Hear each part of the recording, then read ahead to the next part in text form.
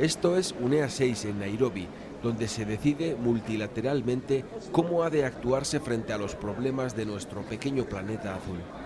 Utilizamos 100.000 millones de toneladas de materias primas por año y terminamos vertiendo al entorno casi la mitad.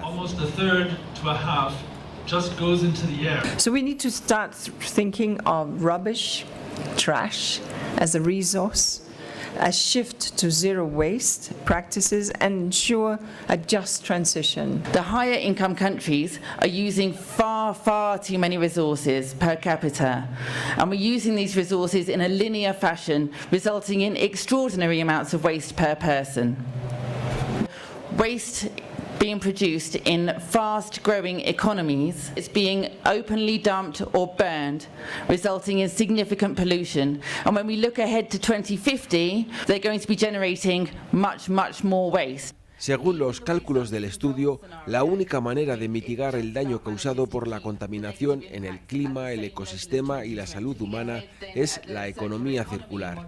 This is the only model. The costs to society of mismanaged waste, of pollution, the health impacts, the climate impacts, and so on, that cost comes out at $361 billion.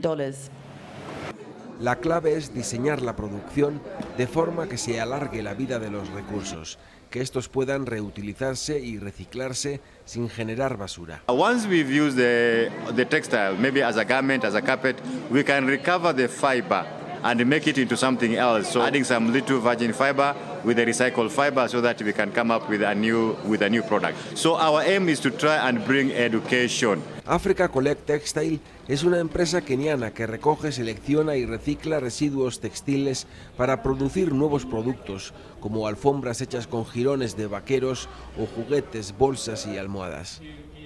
Casi la mitad de la ropa barata de segunda mano que llega a Kenia es inservible.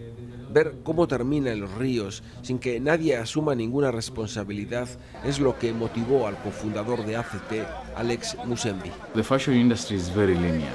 It's about production, and it's about wearing, and it's about disposing. And materials are built using synthetic materials or microplastic like polyester. And therefore, to me, I believe recycling starts from the design stage. We really need to think about when we make clothes, how do we, in future, how do we make the whole process even circular?